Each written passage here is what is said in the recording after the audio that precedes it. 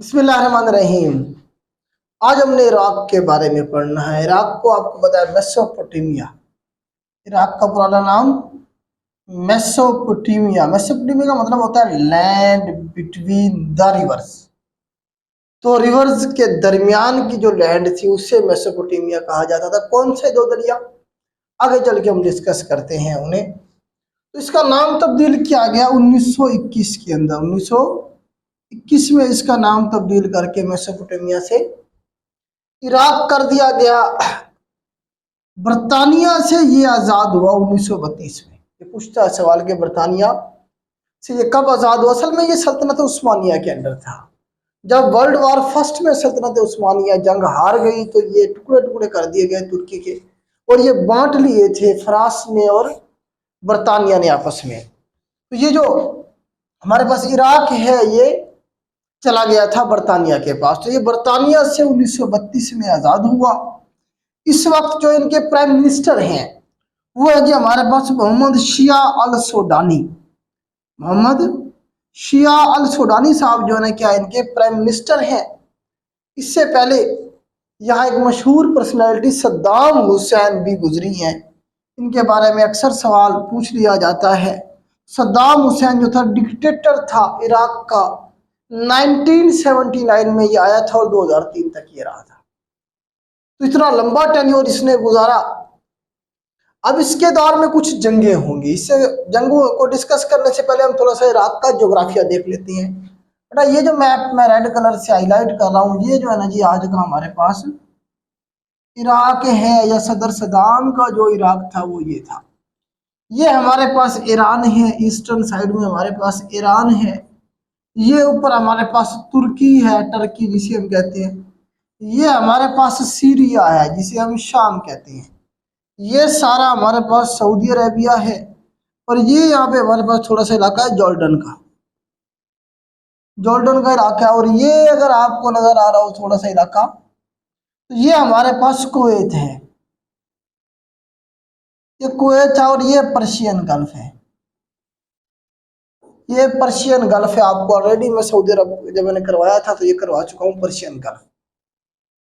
तो ये बेटा हमारे पास जो है बगदाद है, आज का इराक है। अब यहाँ पे आपको पता है कौन बैठा है, ये सदर सदाम साहब बैठे हुए थे जब हम बात कर रहे हैं इस दौर की 1979 से लेकर 2003 तक। तो यहाँ पे कुछ जंगें हुई उनके बारे में पहले हम देख लेते हैं। एक तो इसराइल ने अटैक कर दिया इराक के ऊपर। ये यहाँ से जॉर्डन के साथ इधर बैठा हुआ इसराइल। तो इसराइल ने क्या किया, अटैक किया किस पे, इराक पे। क्यों किया, क्योंकि इराक के बारे में कहा जाता है, सदर सदाम के बारे में कहा जाता है कि ये न्यूक्लियर जो है या एटम बम जो है ये वो बनाने जा रहा था। तो जो उनका रिएक्टर था, एटॉमिक रिएक्टर था, उसके ऊपर अटैक किया गया कब, 1921 के अंदर। उस ऑपरेशन को नाम दिया गया ऑपरेशन ओपेरा। ये सवाल पूछता है पेपर में। एक तो कौन से साल में इराक का जो न्यूक्लियर रिएक्टर थे उसे तबाह किया इसराइल ने, 1981 की बात है। और ऑपरेशन का उन्होंने क्या नाम दिया था, ऑपरेशन ओपेरा था, जिसमें इन्होंने इराक के जो एटमी तस्नीबात थी उन्हें तबाह कर दिया था, बर्बाद कर दिया था। साल याद रखना है। उसके बाद ईरान ने हमला, ईरान और इराक की जंग चली है यहाँ पे तकरीबन कोई 8 साल तक। ये देखें ये इराक है, ये ईरान है। ईरान में इनकलाब आ गया 1979 में। 1979 में ईरान में इनकलाब आ गया। इनकलाब आने का मतलब ये है कि ईरान के अंदर जो गवर्नमेंट बैठी हुई थी रजा शाह पहलवी की, मतलब पपेट थे वो अमेरिका के। अमेरिका के सबसे बड़े पपेट जो थे ईरानी थे। अगर उसके खिलाफ एक मजहबी तबका खड़ा हुआ, वो इनकलाब लेके आया, तो अमेरिका की मुखालिफ गवर्नमेंट बन गई कहाँ, ईरान में। अब जब यह मुखालिफ गवर्नमेंट बन गई तो सदर सदाम साहब यहाँ उस वक्त आ चुके थे। सदर सदाम साहब फिर अमेरिका के पिट्ठू बन जाएंगे। तो ये अमेरिका के कहने पे क्या करेंगे, ईरान के ऊपर हमला कर देंगे यहाँ से। तो ईरान और इराक की जो जंग चली बेटा 1980 से लेके 1988 तक चली। ये साल याद रखना है, कमीशन पूछता है। फिर उसके बाद आगे चल के जो जंग हुई इराक कुवैत वार, ये मैंने बेटा आपको बताया कुवैत है। तो इराक ने क्या किया, सदर सदाम ने क्या किया, कुवैत पे हमला कर दिया। असल में तेल का मसला था यहाँ पे। पहले अमेरिका ने कहा सदर सदाम को कि वो हमला कर दे क्योंकि उनका पिट्ठू था।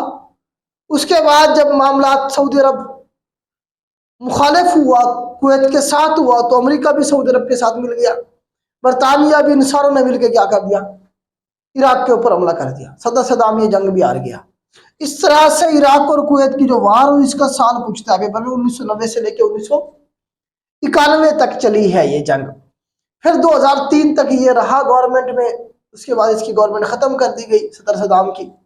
और फिर इसे ईद के दिन, बकरा ईद का दिन था, मुझे याद है आज भी, 2006 में, उस वक्त मैट्रिक में था, तो उस वक्त ईद वाले दिन ही इसे फांसी दे दी गई थी।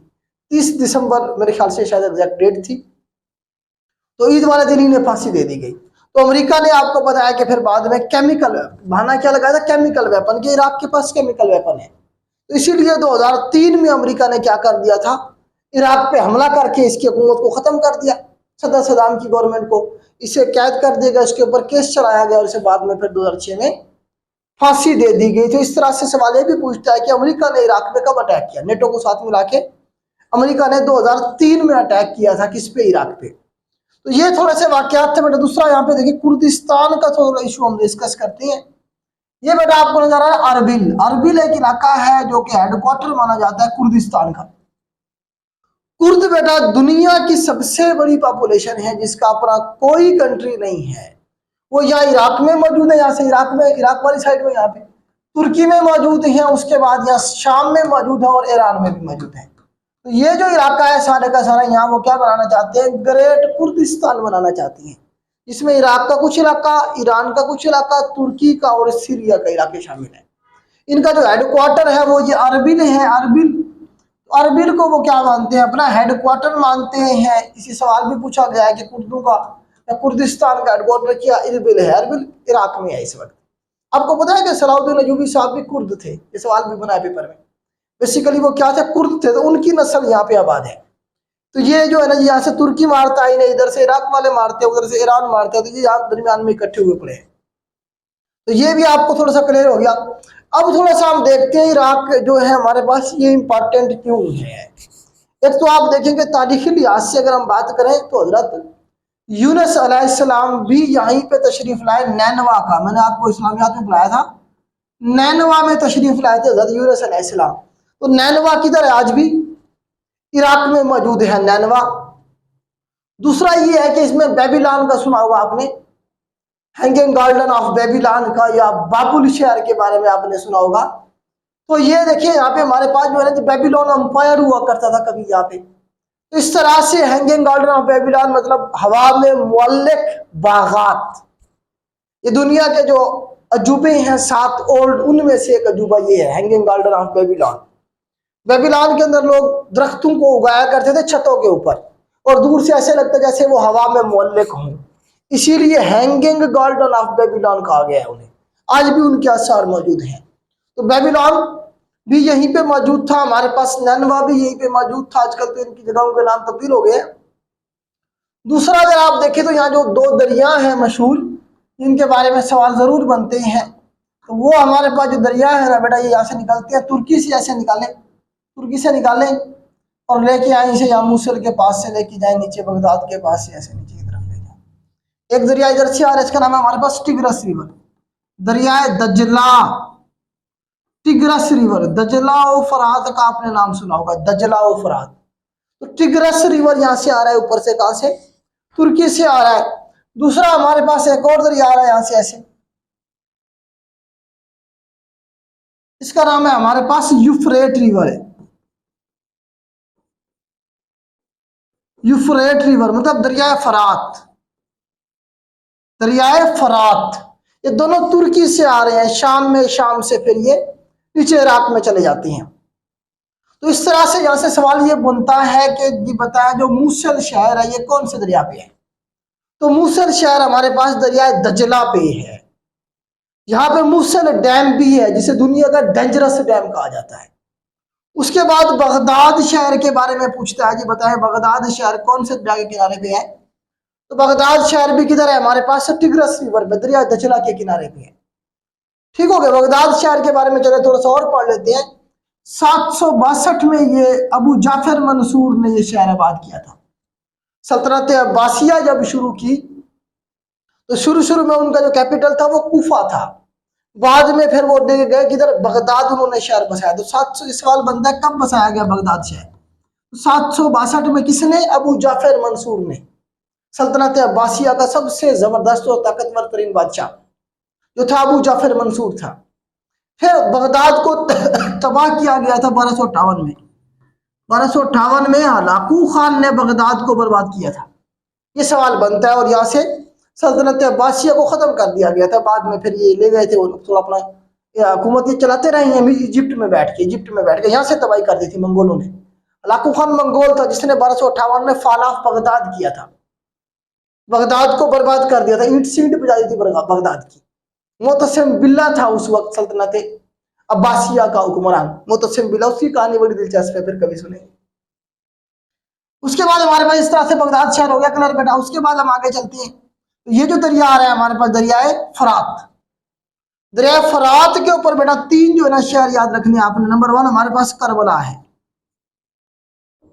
करबला है जहां पे इमाम हुसैन को शहीद किया गया, नंबर 1। नंबर 2 इसी दरिया फरात के ऊपर जो है ना जी हमारे पास क्या है, कूफा शहर आबाद है। कूफा, कूफियों ने बुलाया था ना इमाम हुसैन को। तो इस तरह से करबला आपको दरिया फरात से पानी नहीं भरने दिया गया था। ये जब करबला में इमाम हुसैन को शहीद किया गया तब की बात है। करबला का अगर पूछा जाए कौन से दरिया किनारे पे, दरिया फरात के किनारे पे है। कूफा की तरह दरिया फरात के किनारे पे है। फिर आगे चल के हमारे पास एक शहर है नजफ। नजफ जहाँ पे हजरत अली का मकबरा मौजूद है, जहाँ पे हजरत अली दफन है, तो वो नजफ है शहर। नजफ भी दरिया फरात के किनारे पे है। फिर ये दोनों फरात और यूफ्रेट और टिग्रस मिल जाएंगे, जाके आगे इकट्ठे हो जाएंगे। दजला और फरात इकट्ठे हो जाएंगे और इकट्ठे होके फिर एक दरिया बनेगा यहीं से ऐसे, और वो जाके गिरेगा किधर, पर्शियन गल्फ में। ये पर्शियन गल्फ है। और बसरा शहर भी वहीं पे मौजूद है। बसरा, आपको पता है बसरा के बारे में हमने हिस्ट्री में भी पढ़ा था। तो बसरा शहर जो है ना कहाँ पे मौजूद है, जहाँ पे दजला और फरात मिलती है उसके फौरन बाद, जहाँ पे दजला और फरात मिल रहे हैं उसके फौरन बाद हमारे पास बसरा शहर है। तो इन दोनों दरियाओं के मिलने से जो दरिया बनता है उसका नाम क्या है? उसका नाम है शत उल अरब रिवर। सवाल बना है पेपर में कि शत उल अरब रिवर कौन से 2 दरियाओं के मिलने से बनता है? तो शत उल अरब रिवर टिग्रस और यूफ्रेट दोनों दरियाओं के मिलने से बनता है और ये 200 किलोमीटर तकरीबन बहता है। इसकी लेंथ तकरीबन 200 किलोमीटर है दजला, उसकी यूफ्रेट रिवर, इसकी शत उल अरब की। और फिर पूछता बताए शत उल अरब रिवर गिरता कहाँ पे है? तो गिरता कहाँ है? पर्शियन गल्फ में। ये क्या है हमारे पास? पर्शियन गल्फ है सारा। तो पर्शियन गल्फ में जाके गिरता है शत उल अरब रिवर। तो ये बेटा मेन आपके क्वेश्चन थे। इराक के हवाले से कैपिटल इसका बगदाद है हमारे पास। करेंसी इसकी दिनार है बेटा, इराक की दिनार है। मैंने आपको ऑलरेडी करवाई है करेंसी इनकी। कैपिटल इसका बगदाद है। तो ये बेटा इंपॉर्टेंट जो क्वेश्चन इराक के हवाले से पूछे जा सकते थे वो यही है। इस तरह से लेक्चर आपकी हेल्प कर रहे हूँ तो अपने दोस्तों के साथ ज़रूर शेयर किया करें ताकि हमने ये जो आपको सर्व करने का एक पौधा लगाया है ये फलता फूलता रहे। आज के लिए इतना ही। अल्लाह हाफिज़।